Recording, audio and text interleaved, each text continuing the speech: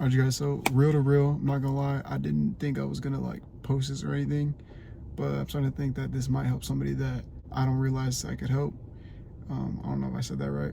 Recently, you know, I've been feeling like I've been doing all the right things because everything's been God driven. I feel like, you know, I've taken the steps forward that I need to try to become like a better, you know, for my goals, like football, better football player, like better son of God, like in every way I'm trying to work on myself. And at the end of the days, when I get all my responsibilities done already, and when I get everything done that I was planning to do that day, like I still have more time. And it's just like, it's a weird feeling of emptiness that I've been feeling. And I've just been praying really hard. And I know that's the only thing I could really do. So I want to find Bible verses that will help you and I, if you could relate, with patience, with peace, and maybe like there's something that like I don't even know what I'm gonna find yet. I still need to look, but something to help you if you're feeling this like weird state. And yeah, so let's do it. I'm not gonna lie, I searched ChatGPT and I found verses for anxiousness, peace, and patience. I got 3 for each, so if you guys just want to search it up yourself, these are the verses. But I am gonna go through one of each. I already know Philippians 4:6, so we'll do Mathew 6:34 for anxiousness. And that, by the way, that's what I realized. It's not really emptiness that I feel, because I feel whole with God, but I feel anxiousness and I feel like impatient a little bit. Mathew 6:34 says, "Therefore do not worry about tomorrow, for tomorrow will worry about its own things. Sufficient for the day is its own trouble." And I think I've seen something like that, like just reworded differently. You know, there's different kinds of Bibles. It basically is saying like, don't be anxious about tomorrow's problems when today's problems are already enough. Also, to elaborate on that, I think it says, do not worry about tomorrow, for tomorrow will worry about its own things. You know, it's not literally talking about tomorrow like it's a person, like it's gonna worry about your things. God is the person that will take care of your problems tomorrow, and he's in the middle of taking care of your problems today. So there's no reason to worry because he's gonna handle it. It's just one day at a time. And I think that's really important because, you know, there's a lot going on, at least in my life, and I feel like the biggest thing has been taking it one day at a time, taking it one play at a time. It gets you far because you don't get overwhelmed by the bigger picture and have all this worry about what could happen next. And I overthink a lot, but instead it keeps me grounded to like what's in front of me and staying focused on the task at hand. And then all of a sudden you're to the end of the marathon you didn't even realize. So John 14:27 says, "Peace I leave with you, my peace I give to you, not as the world gives do I give to you. Let not your heart be troubled, neither let it be afraid." Wow. Now that was actually a really good one, I'm not gonna lie. I kind of like that one a lot. There's a lot. Peace I leave with you. God gave us peace. You know, he died on the cross for us to even be living this life that's temporary. My peace I give to you, not as the world gives do I give to you. I believe that part is saying that, like, what he gives to us, that kind of peace, is way more than any worldly peace that we think we'll get outside of God. That's how I understand it. You may understand it differently. Then it says, "Let not your heart be troubled, neither let it be afraid."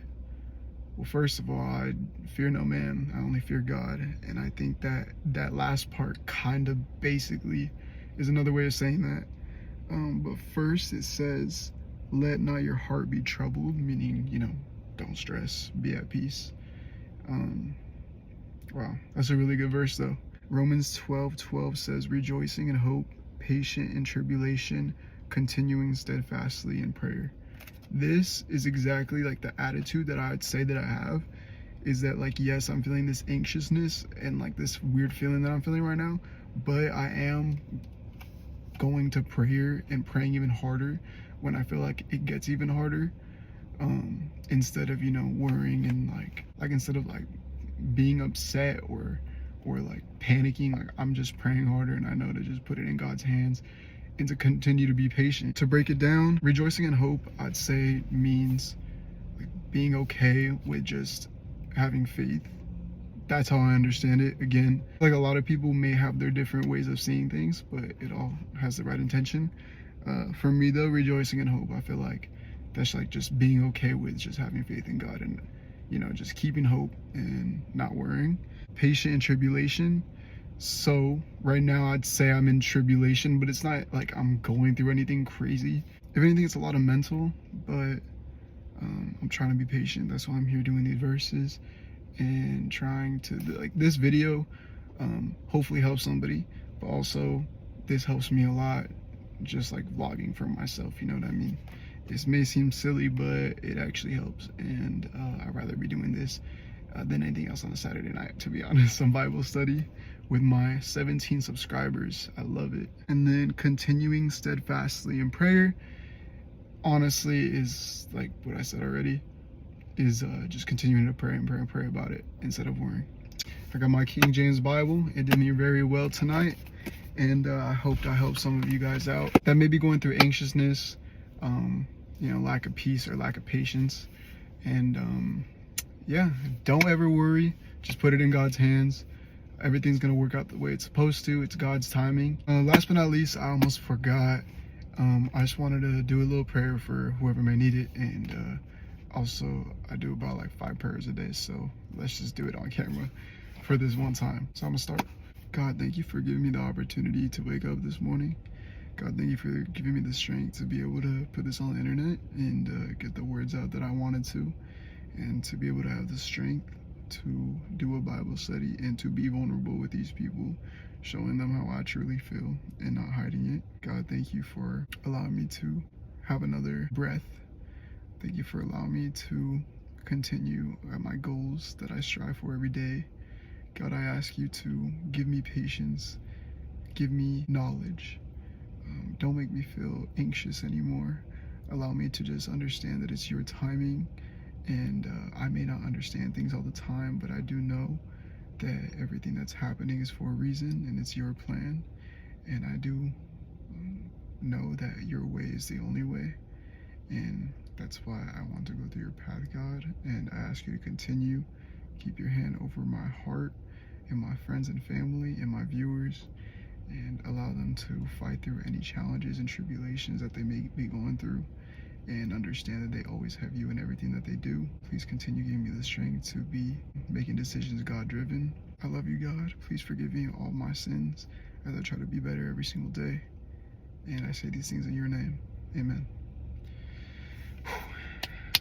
And after every prayer, I always give it a double tap on my cross. That's just a thing I do. But I hope you guys enjoyed my prayer. Stumbled a little bit, but got the message across. Thank you for doing a Bible study with me. Hope you guys have a nice night. You know, it wouldn't hurt to subscribe too. Yes. All right.